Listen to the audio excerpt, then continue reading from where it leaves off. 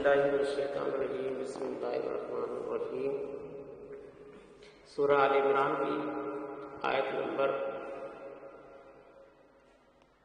65 اس سے پہلے ذکر ہو چکا ہے کہ اس میں جو ہے اللہ تعالیٰ نے جو ہے خاص طور سے یہودیوں اور اہل کتاب کے بارے میں بات کی ہے کہ تم لوگوں کے بعد جو کامن بات ہے یعنی اللہ ایک ہے، اس کی عبادت کرو، اس کے ساتھ کسی کو شرک نہیں کرو۔ اب دوسرا جو ٹاپک ہے اس میں جو ہے ابراہیم علیہ السلام کے بارے میں ذکر آ رہا ہے۔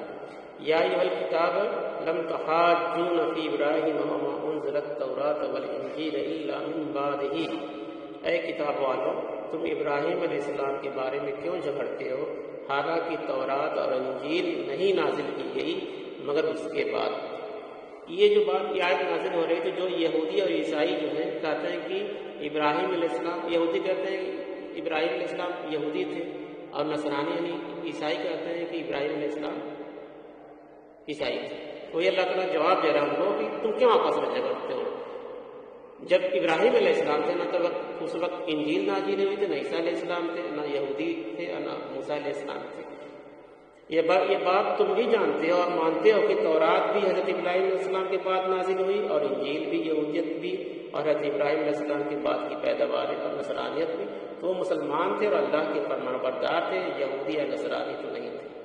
یعنی ابراہیم علیہ السلام مسلمان تھے، نہ کہ یہودی اور نصرانی، کیونکہ یہ سب بھی اسی سے رشتوں کی جو نسل ہے یہودیوں کی، جو بنی اسرائیل کی اور مسلمانوں کی، دونوں ابراہیم علیہ السلام، اس لیے ان کو باپ کے لقب سے بھی نوازا جاتا ہے، خلیل اللہ۔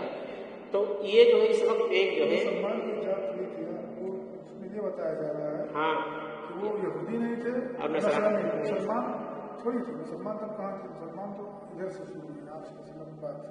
مطلب یہ جو کہہ رہے تھے کہ ہمارے اس میں سے نہیں تھے، تو جو اللہ اس کے رسول کو ماننے والا تھا اس کو مسلم کہا گیا، اسی کو مسلمان کہا یہودی نہیں مانتے تھے کیا مسلمان؟ ہاں؟ یہودی نصرانی نہیں مانتے تھے کیا؟ تو اللہ یہودی کیوں نہیں؟ یہودی اور نصرانی جو تھے عیسائی تھے وہ مانتے تھے، مگر اللہ کے رسول کو تو نہیں مانتے تھے۔ تو بعد کی بات ہے نا، تو وہ پیریڈ کی بات تو ہے۔ وہی تو اللہ تعالیٰ جواب دے رہے ہیں کہ تم لوگ آپس میں کیوں جھگڑ رہے اس بات کے لیے کہ وہ یہودی تھے کہ نصرانی تھے۔ پرانی بات پہ جھگڑا آپ سے پیریڈ ہاں بات اسی وقت نازل ہے۔ بتایا کہ وہ یہودی نصرانی نہیں۔ افلا تعقلون، تو کیا تم عقل سے کام نہیں لیتے ہو؟ ہاں انتم ہؤلاء حاجتم فیما لکم بہ علم، دیکھو تم لوگ اب تک جو بھی بحث مباحثہ کرتے رہے ہو وہ ان چیزوں کے بارے میں بھی ہے جن کا تمہیں کچھ علم نہیں ہے۔ فلم تحاجون فیما لیس لکم بہ علم، تو اب تم ایسی چیزوں کے ضمن میں حجت بازی کیوں کرتے ہو جن کے بارے میں تمہارے پاس کچھ بھی علم نہیں ہے۔ یعنی ابراہیم علیہ السلام کے بارے میں ان کے پاس بہت صحیح علم نہیں تھا، یہودی کے پاس تھا، نصرانی کے پاس تھا۔ واللہ یعلم انتم لا تعلمون، اور اللہ جانتا ہے اور تم نہیں جانتے ہو۔ ما کان ابراہیم یہودیوں و نصرانین، تمہیں بھی اچھی طرح معلوم ہے کہ ابراہیم علیہ السلام نہ تو یہودی تھے نہ نصرانی، ولکن کان حنیفا مسلما، دیکھیے اللہ تو وہی لفظ استعمال کرتا ہے، ولکن کان حنیفا مسلما، اور بلکہ وہ تو بالکل یکسو ہو کر اللہ کے فرما بردار تھے۔ وما کان من المشرکین، اور نہ مشرکوں میں سے تھے۔ نزول قرآن کے وقت عربوں میں جو 3 طبقات موجود تھے، یعنی 3 طرح کے لوگ تھے، یعنی مشرکین، عرب، یہودی اور نصرانی، وہ تینوں اپنے آپ کو حضرت ابراہیم علیہ السلام سے منسوب کرتے تھے۔ مشرکین عرب حضرت اسماعیل علیہ السلام کی نسل ہونے کی نسبت سے کہتے تھے کہ ہمارے رشتہ ابراہیم علیہ السلام ہے۔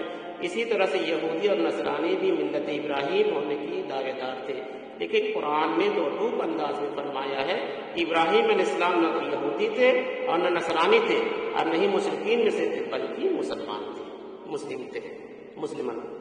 تو یہ ایک بات یہاں پر مکمل ہوئی۔ اس وقت جو ہے اسرائیل مل کے ایک نیا دین قائم کر رہا ہے، ابراہم، دین ابراہم۔ اس میں مصر کے یونیورسٹی کے کچھ لوگ شامل ہیں۔ اس میں ایک کہتے ہیں ہم لوگ مل کے بیٹھ کے بات کریں، کیونکہ تمہارے بھی دادا امجد جو ہے ابراہیم علیہ السلام تھے، میرے بھی تھے، تو ایک نیا طرح کا دین جو ہے سیکولر دین بنانے کی کوشش کر رہے ہیں۔ کئی بار اس کا آرٹیکل آ چکا ہے اخبار میں۔ اس سے ہم کو ہوشیار رہنا چاہیے کہ ابراہیم علیہ السلام جو تھے اللہ کو ماننے والے تھے، اور وہ سیدھے راستے پہ چلنے والے تھے، نہ کہ یہودی اور نصرانی اور کس طرح مشرکوں میں سے تھے۔